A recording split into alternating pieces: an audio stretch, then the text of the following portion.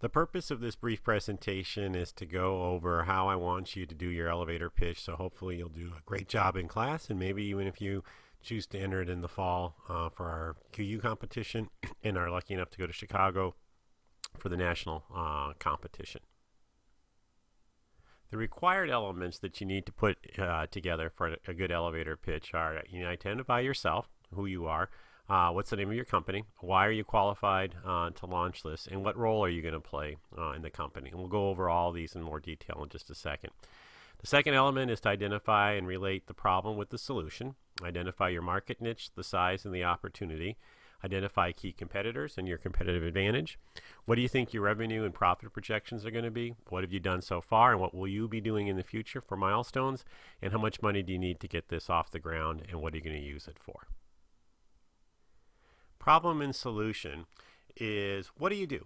What's the problem or the need that you've identified, and how does your product or service solve that? A really good example of a winning strategy to do for an elevator pitch is to use some sort of personal experience or narrative or story that gives us the inspiration. You were standing in a long line one day at the CAF and thought there has to be a better way to get my food so I can get back to class. I have this exciting ENT 210 class I'm taking with Professor Jasinski, and I just can't wait to get back to it. And that's when you had the brain fart to want to come up with a text ordering system that would let you pre-order your meals in advance and pick them up. So whatever the inspiration or the story, those are really good ways to start an elevator pitch. People like that. It's an engaging way to get started. And remember that the customer and the end user are not always the same. For example, the end user of a diaper is a baby, but the customer is actually the parent. When you're looking at the market niche, you want to identify both the demographics and the psychographics. So you want to understand who the buyers are, who the users are, who the influencers are, and who the decision maker is. So if you think back to when you chose to go to college, you may have been the decision maker, but your parents probably had some ability to influence that decision. Think again to the diapers example from the prior slide. Think about other things that you do in life where folks who are actually the user may not be the buyer, and who indeed are the folks that make the impact on that decision.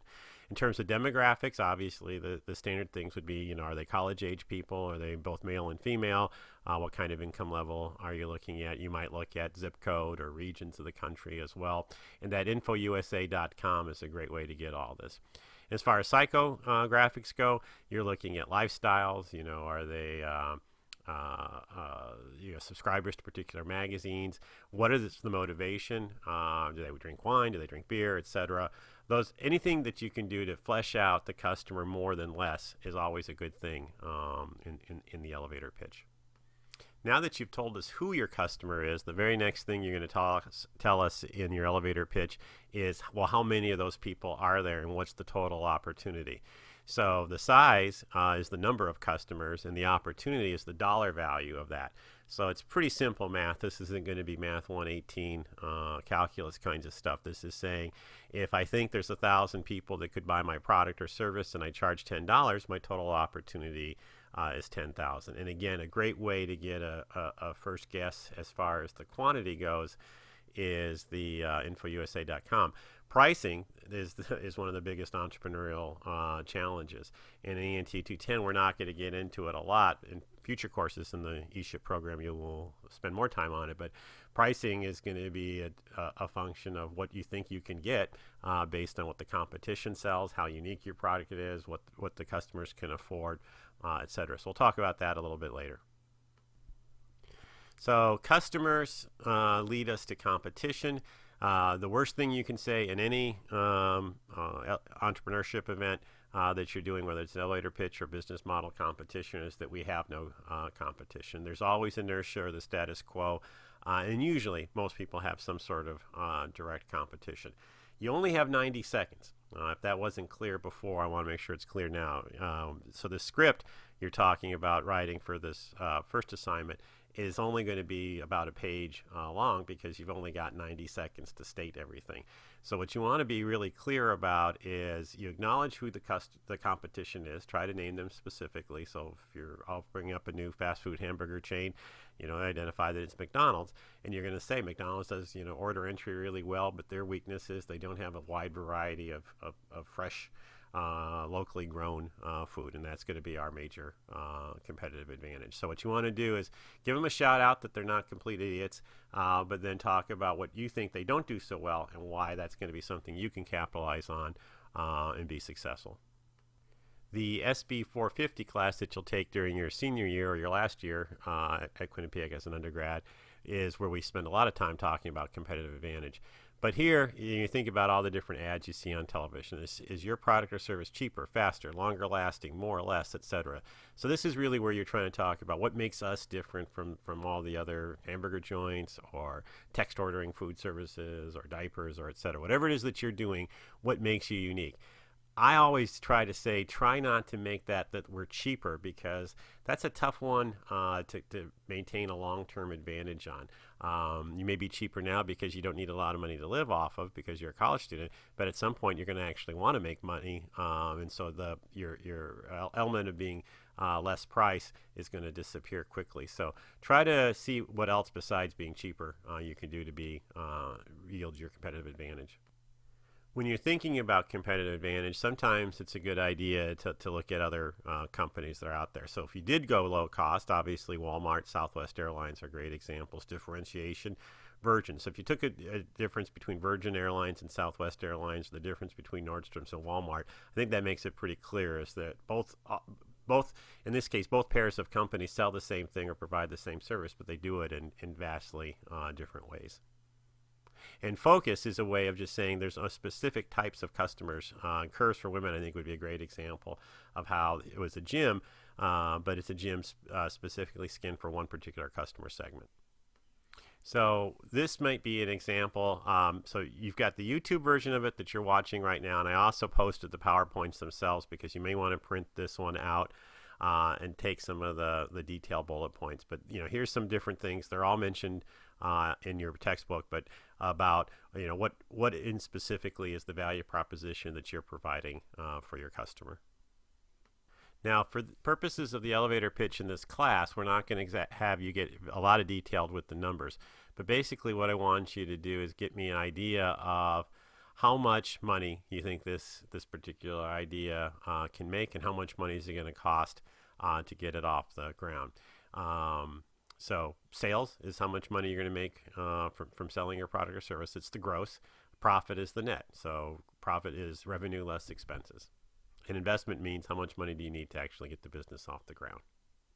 Using the vernacular of the business model generation book that you bought, revenue streams, which are on pages 30 to 33, talk about how you can start to define how much money you can make off of your business concept.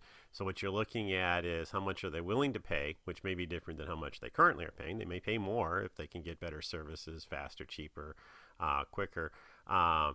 What do they pay it for? Are you adding new things that they weren't getting before? And then how much, if you have multiple revenue streams, how much is each one contributing to your overall picture? And again, I'm not going to repeat everything that's in the textbook, but in there they talk about different pricing mechanisms. So asset sale, which is I actually give it to you. So I sell you a pencil. The pencil was an asset to me. I've sold it to you. Usage fee, I may only charge you time while you're using the pencil, and then you give it back to me. Subscription fees, which are real popular, with magazines and internet tries to get some of that, like the Netflix model. So anyway, go through these and determine where you think you might be. And in your elevator pitch, identify which of these you chose to be your pricing mechanism. So some quick final thoughts. How much does a pair of jeans cost? You can spend anywhere from $10 to a couple $100. What makes them different? That's what you want to be thinking about. Quality, if you go to a hamburger and you get one at Fridays or McDonald's, you're going to expect two different things. And what kind of features or benefits does a Ferrari provide versus a Ford Focus? So the moral of my story is cost doesn't solely dictate price. Think about it a little bit. Have some fun. I mean, that's to me one of the greatest things about being an entrepreneur or teaching entrepreneurship is that there's no set one right answer. You can have some fun with playing around with what you think is the best, as long as you can justify it and provide good logic. And the ultimate arbitrator, obviously, is going to be customers. Okay, in the textbook on pages 40 to 41, it talks about expenses or cost.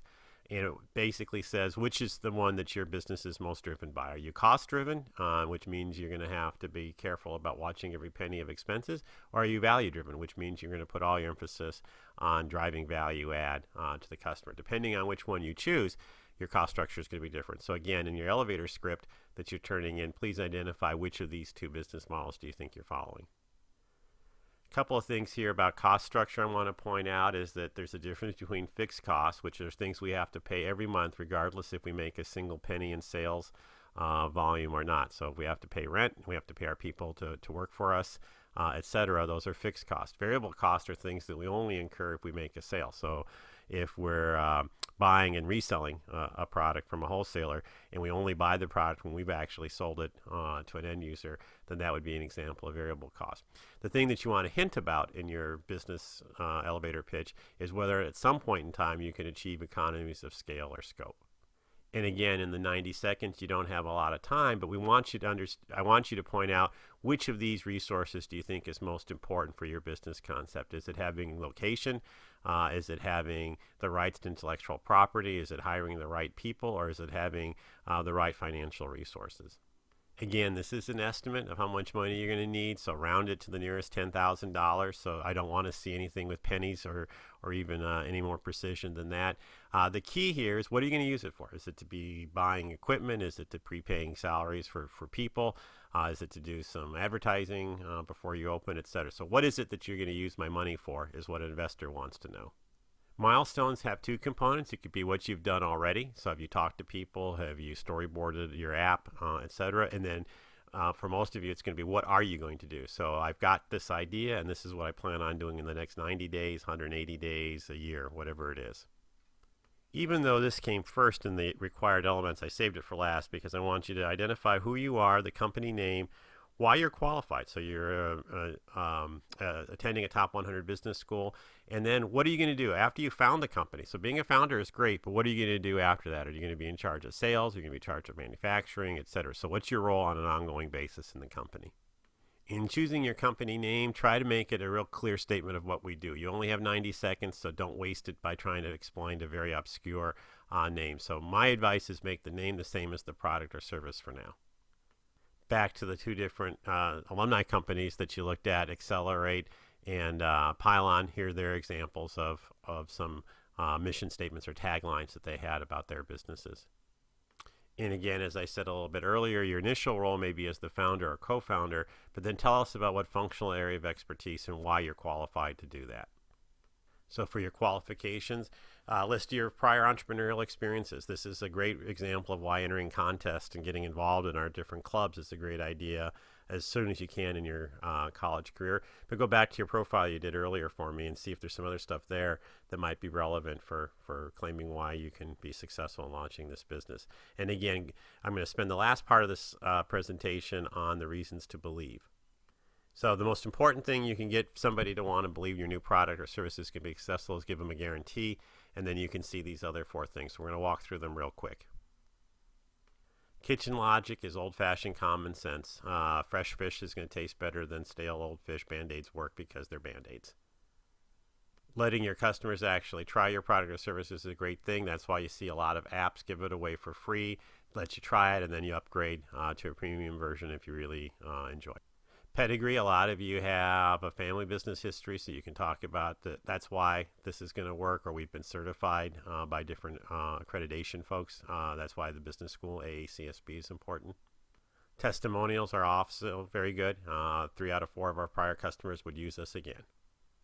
And finally, the most effective reason to believe that my product or service is going to work is by giving the customer a guarantee. So again, take a look at the PowerPoint itself. I went through this pretty fast. And if you have any questions, send me an email. Thanks.